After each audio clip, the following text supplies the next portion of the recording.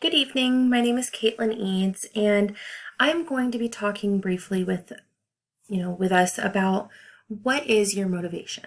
Now, I know that this is, based on regional, national, and global impact and statistics, but we're going to kind of take a look at some of our personal ones as well. So think about what motivates you. Think about your family.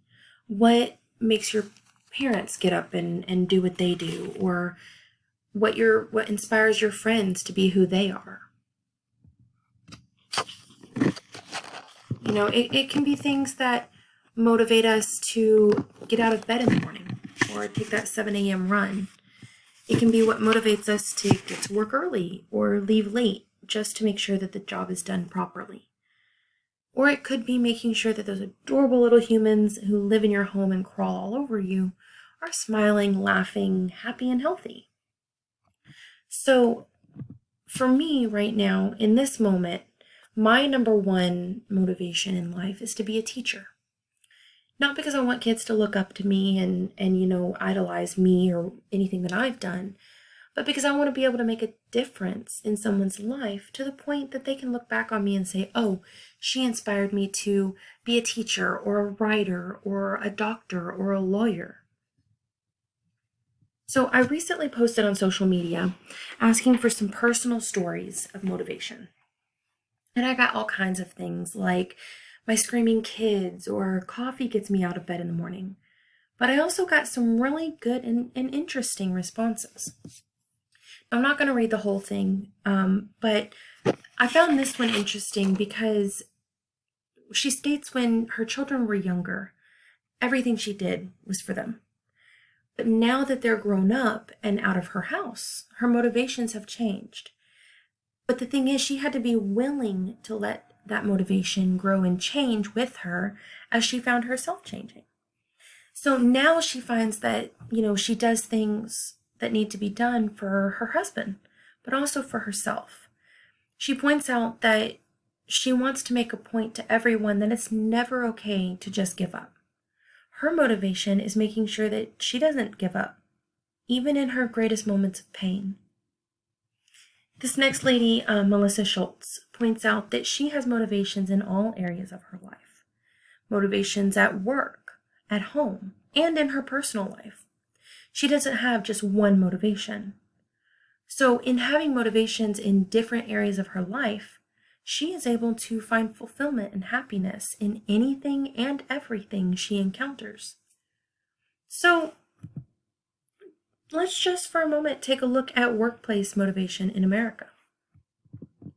Only approximately 1/3 of American workers are engaged in work. And this is according to brandongale.com, where I found some national statistics on motivation.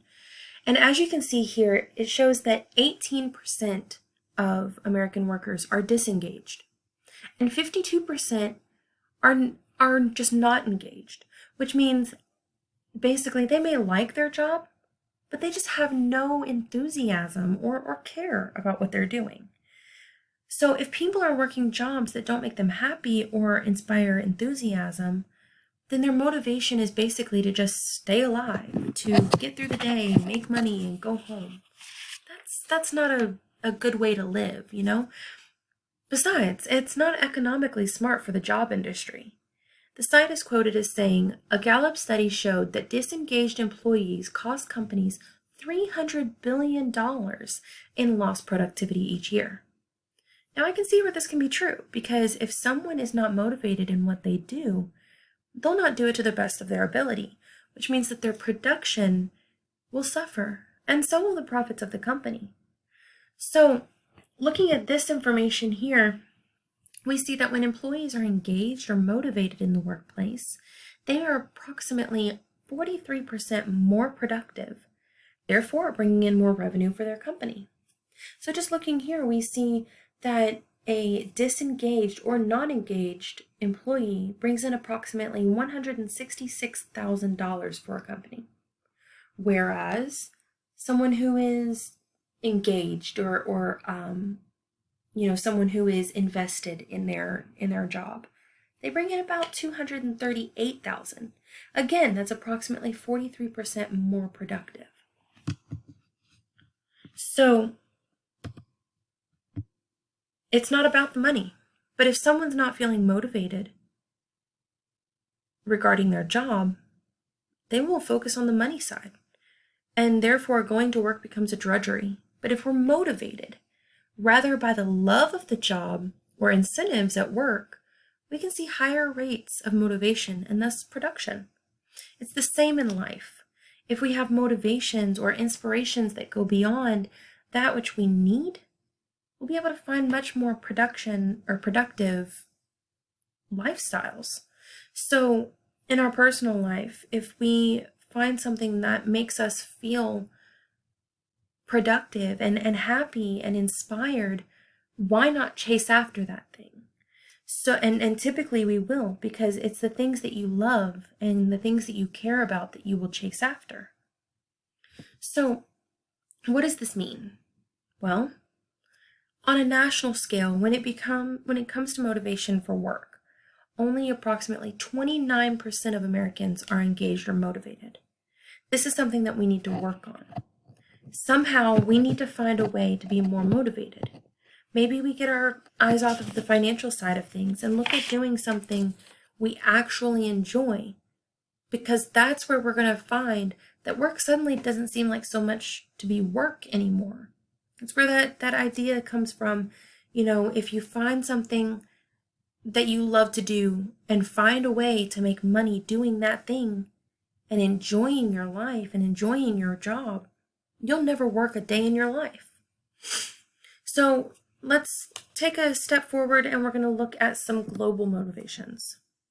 Now, this young lady right here is somebody that I personally met when I was in taking some classes in Indiana. And her name is Paige Lorman.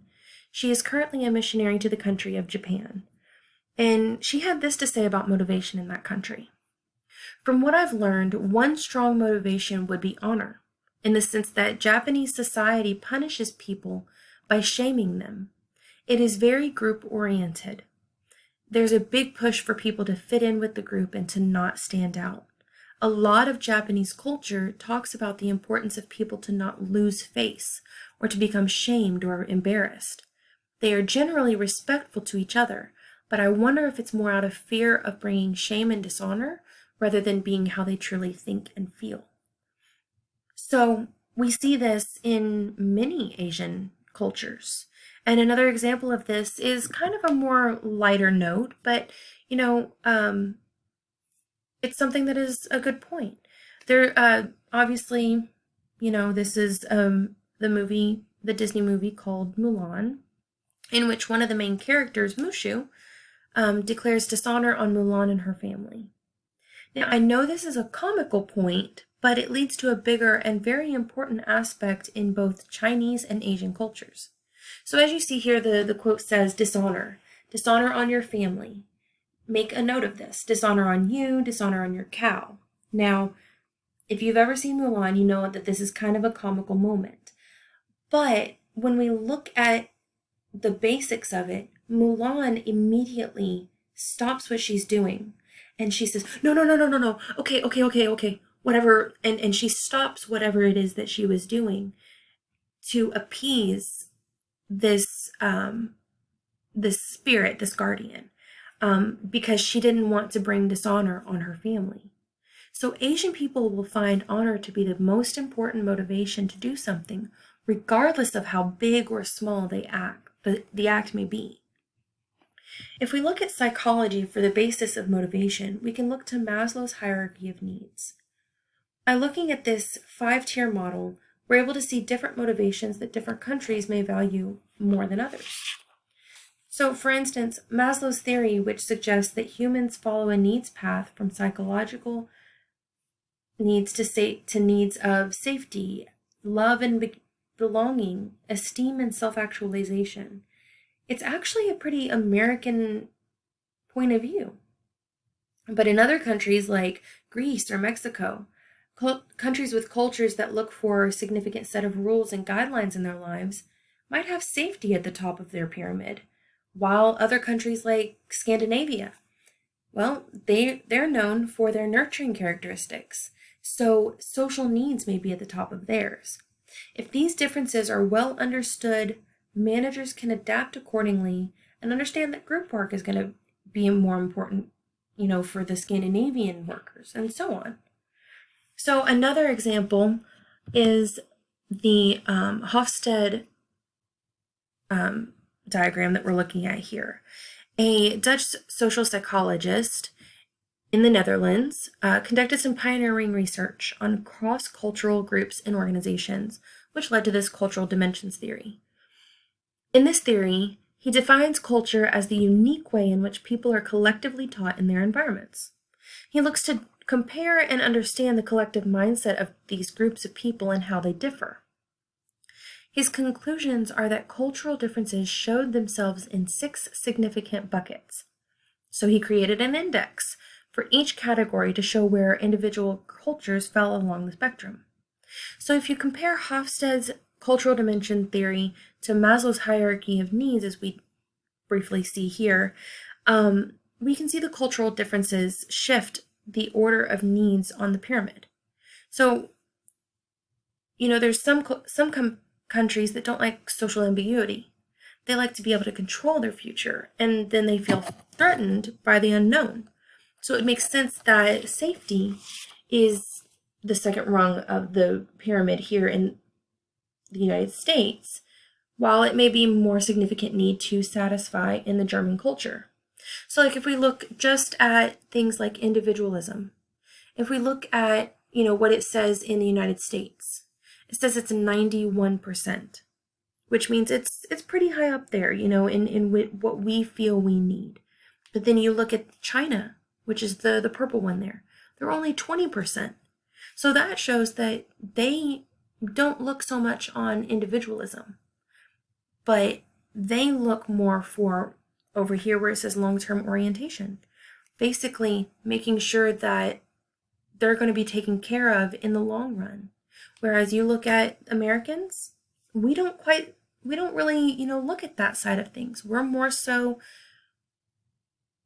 focused on us being us in the moment, and if it happens to last a while, cool, but if not, oh well. So what is so important about motivation? By taking a look back over the personal, regional, national, and even global motivations we've just gone over, we're able to see that motivation is not just one thing for everyone. What motivates one person or culture may not have the same effect on the rest of the world as we saw previously. Therefore, we needed to each take a personal look at motivation to see what it is exactly that we find motivating in our world, and implement those things to encourage that inspiration or motive, and help to push us even further to achieve our dreams and goals. And so I think that that's, the main point of the motivation tab in our pre-assessment and our post-assessment that, we're going to be submitting here at the end. It's very important because we need to identify, all of the points of motivation in ourselves that will lead us to succeed in every aspect of our life, whether it's college or work or personal life, family, relationships. Each of those areas has a motivation. We need to be able to figure out what it is that drives us so that we can succeed in our dreams and in what we want to accomplish with our life. So here I have my works cited page, and I will also be submitting the works cited page with my presentation notes, but I just want to leave that up there for a moment so that you can see just kind of where I got some of my information. Now, I want to say thank you for your time and your attention, and I hope that you each have a wonderful day and go out and try and find that motivation. So have a good day.